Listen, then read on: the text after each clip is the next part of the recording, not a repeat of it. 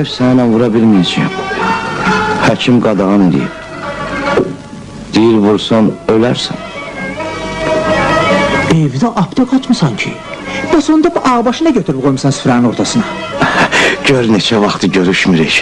Heç səni bunsuz bıraxaram. Sən ölü çəbmərəm, sənsiz boğazımdan bir qram da getməz. Yaxşı, yaxşı. İncimə. Bəlkə özüm də sənə züy tutdum. Səni olmaz axı. Düzdür, olmaz. Amma bir şərtlə olar. O nə şərtdir elə? Bax, bu turpayı Aycan, mən gizlədirəm. Əgər tapsam, sənin 50 qram içərəm. Yox, əgər tapmasam, mən vicdanımı tapdalaya bilmərəm. Görürsən ki, həkim qoymuş. hə, gizlət görüm. Sağ əlindədir. Qızdırmam qalxdı. Tapa bilmədin. Bəlkə bəxtini bir də sınayasan, hə? Kaçmak istersen, kaçabilmezsen sen benden. Sol əlindədir.